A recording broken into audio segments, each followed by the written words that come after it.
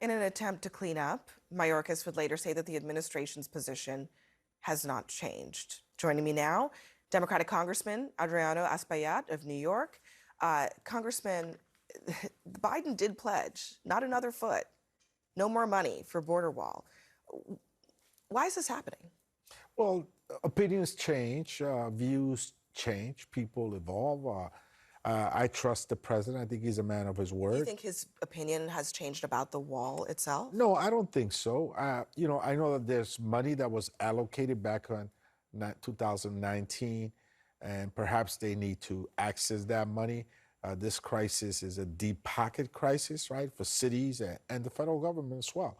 But I tell you, a wall is a Byzantine answer to a current problem.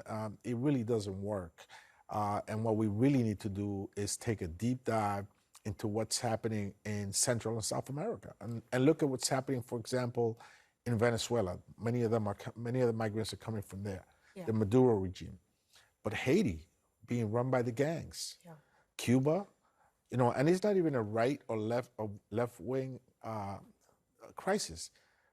Guatemala, Honduras.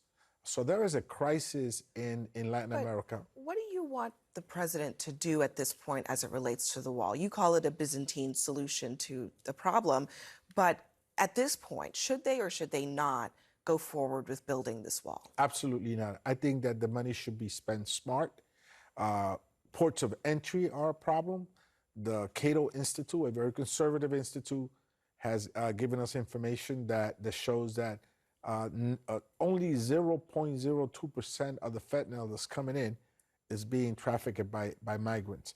Over 90% by U.S. citizens, and it's coming through the ports of entry. But they're saying, this is what the press secretary was saying, there's a 2019 law that appropriated this money. Correct. If they didn't spend it on the border wall, they would be out of compliance with the law. So if they shouldn't build the wall, do you think that they should take that risk of not enforcing the law as it was passed by Congress? Well, I don't think that they necessarily have to use that money to build a wall. They could build roads near the area of the border. We're living in the age of artificial intelligence. So they have other technology options. Is there available based on the law. Just to be clear, I believe that they do. Yes, I don't think that the money is strictly for building a wall.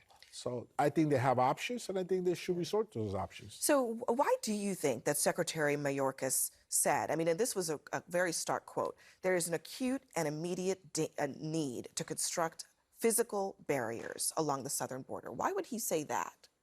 Look, this is a difficult crisis, right? There's a lot of stress out there. Cities are stressful because it's a budget problem.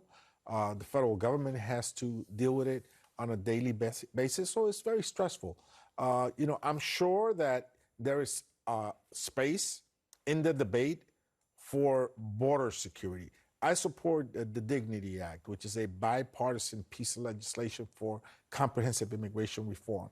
It has border security provisions in it. So there's room for that, but a wall is not the answer. But physical barriers, fences, wall-like things have been a part of border security policy even before Trump. And they never worked. But I guess what I'm saying is, isn't there a world in which that is part of a package of border security in the areas where maybe it will be an impediment? My question is, did the Berlin Wall stop Germans from going to freedom? No.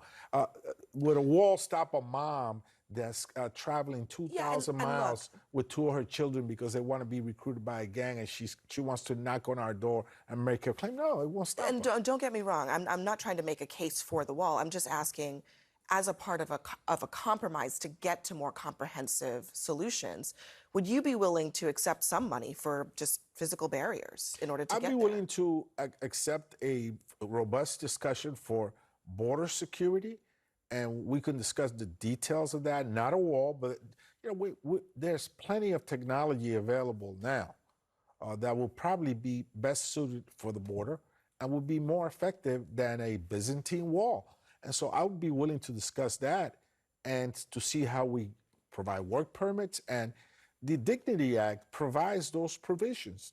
It is a bipartisan piece of legislation that's supported by me, who represents one of the most progressive districts in the country, and by some Republicans as well. Border Democrats support it. So it's a comprehensive piece of legislation that I think stands a shot, right? If given the day and time. Right? Taken up in the House, which so far nothing is being taken up in the House right now. Congressman Adriano Espaillat, thank you very much for joining us today. Thank you for having me. Thank you, Abby.